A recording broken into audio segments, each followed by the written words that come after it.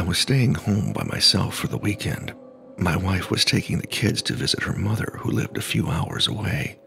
I had promised to work on some projects around the house, but my wife and I both knew that I was more likely to catch up on sleep, watch a game or two on the TV, and put away a few cold beers. I knew that she knew that I needed the break. I had been putting in long hours at the office for the last few weeks, and with Tyler and Brandy's sports games and school functions mixed in, that didn't leave a whole lot of relaxation time for me. So, I was looking forward to the solitude.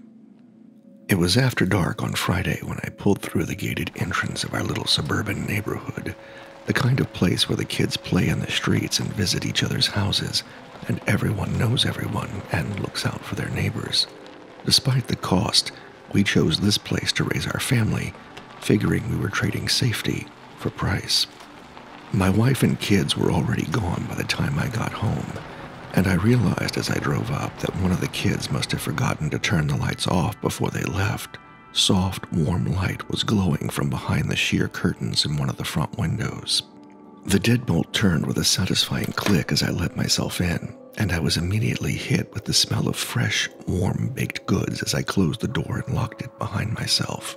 I strolled past the dark living room into the brightly lit kitchen, the source of the light I saw from outside, and also the source of the wonderful smell. A fresh, warm loaf of banana bread sat on a decorative plate on the granite countertop, a small piece of paper tucked beneath one corner of the plate. I pulled the paper out gently and saw familiar, feminine handwriting on it. "Hi, Mr. Darby," the note read. "I brought back Tyler's cleats that he left at my house yesterday. I put them in his room. Thought you might like something warm and sweet to keep you company while Mrs. Darby's away. Call me if you need anything. Later, Grace." Grace was our next-door neighbor's college-age daughter and our most reliable babysitter. She had been watching the kids for us ever since she was in high school. She has a key to our house, so I wasn't surprised that she had let herself in, nor was I surprised that my wife had told her she would be out of town. The banana bread, though, well, that was a welcome surprise, even if Grace had left the light on, something she almost never does.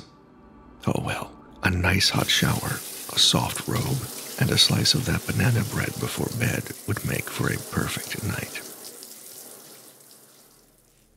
I guess it was a little after 2 a.m. when my eyes flew open from a deep, peaceful sleep.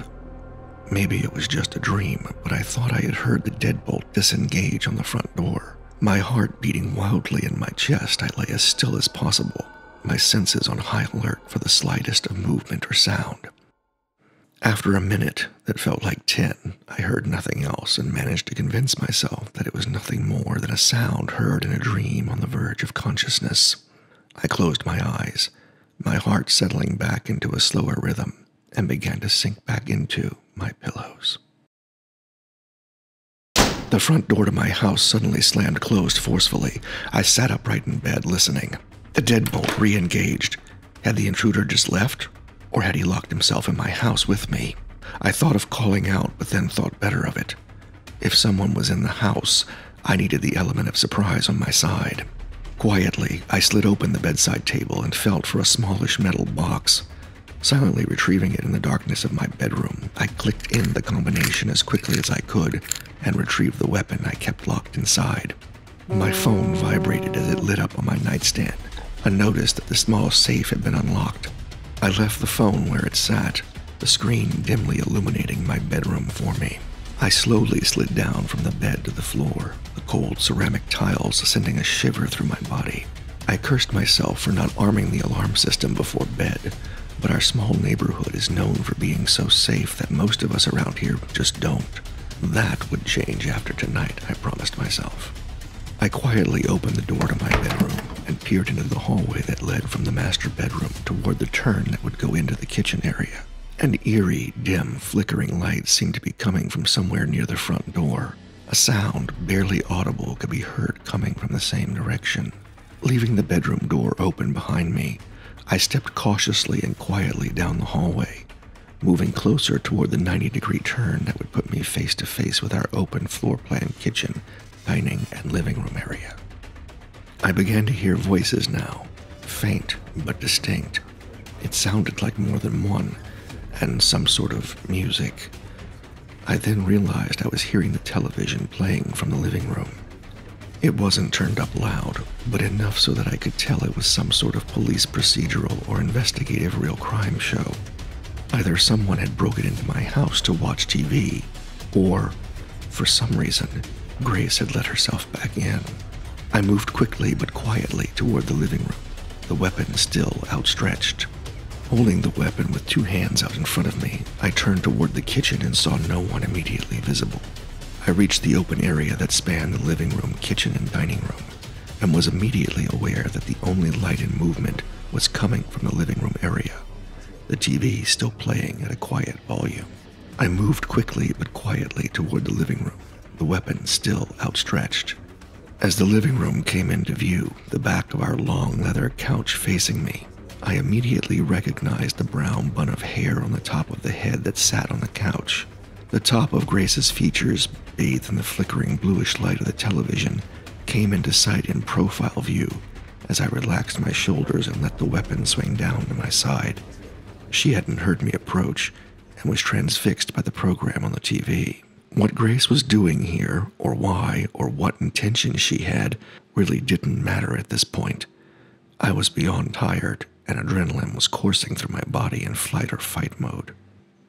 Grace, I said sternly, look, it's almost 2 a.m. and I don't know what you're doing here, but this isn't appropriate. I thought you were an intruder. You could have been shot. I'm sorry. It's late. I'm going to have to ask you to please go home. We can talk about whatever this is another time, preferably with your parents. Instead of reacting with surprise or startle, Grace just continued to look at the television, as if hypnotized by the CSI scene in front of her. Grace? I repeated a little louder. Did you hear me? Nothing. I walked around the sofa to face her, calling out again. Grace! Did you not hear? I stopped mid-sentence. My blood ran cold. My stomach felt as if it had suddenly dropped from a great height. My head began to swim. Grace was covered in blood, her lifeless eyes staring forward, a look of shock frozen on her face.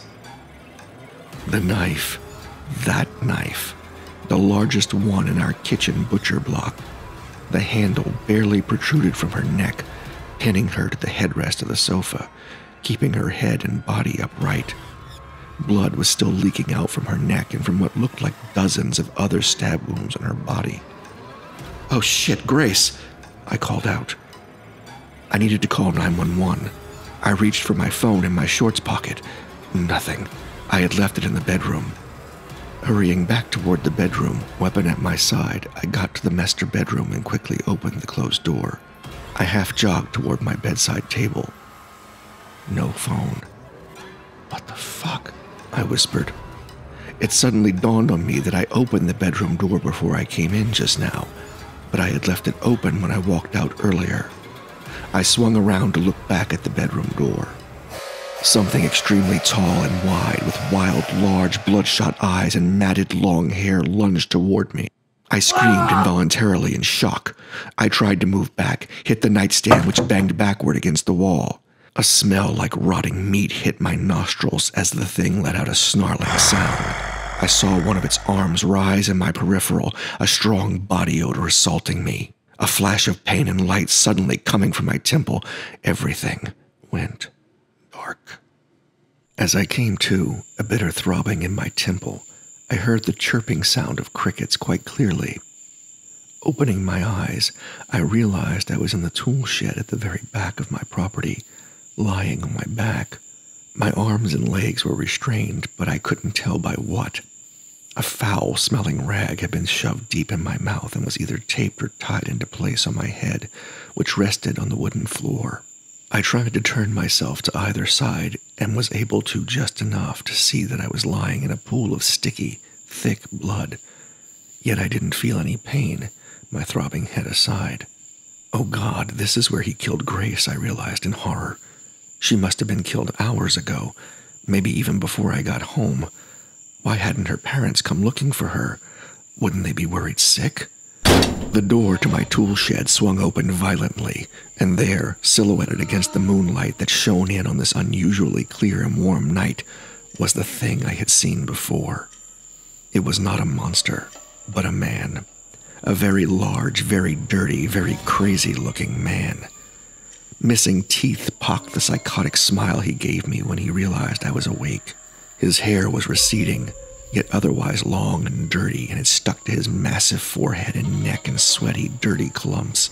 His beard was a tangled bush of a mess, bits of food or other matter clinging to the wiry fibers of it. His eyes were almost impossibly large and overly bloodshot, yet somehow shone brightly in the darkness with malicious, murderous glee. He wore what was once a white sleeveless A-shirt, but now was painted with blood and dirt. He must have been close to 7 feet tall and well over 350 pounds. In one of his large, meaty, sweaty hands was a large knife, another one from our kitchen butcher block, but smaller than the one he had used on Grace. He lumbered toward me and dropped to his knees, putting his putrid-smelling face close to mine and then letting out a blood-curdling laugh, deep and phlegmy. He straightened up on his knees, his back to the door of the shed so that he could look me directly in the eyes. As the knife tore through my clothes and was pushed slowly, deliberately into the flesh of my stomach, a searing hot pain tore through my entire body, and I tried to scream out, but the gag prevented more than a muffled noise from escaping me.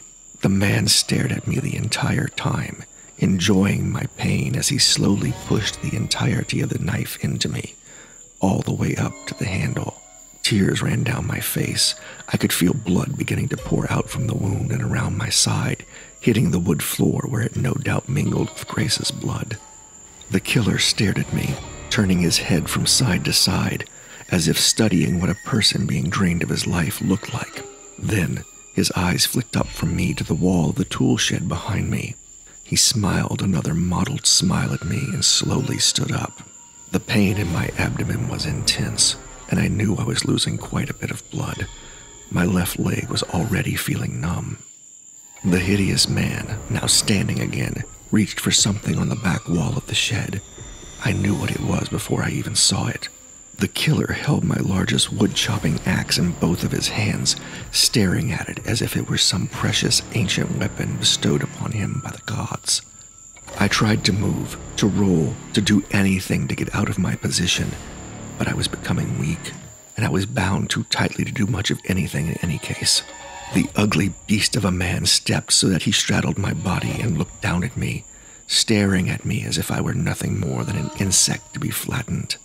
This is it, I thought, and wondered briefly how painful it would be before I slipped away into eternal nothingness. I thought about my kids and my wife, and I hoped to God that at least they wouldn't be the ones to discover my body. The killer raised his meaty arms over his head, axe poised to come down directly onto my face.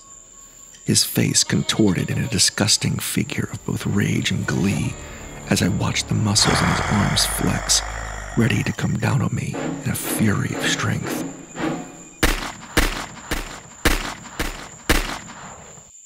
The killer looked as confused as I felt after hearing the 6 echoing pops that seemed to come from nowhere.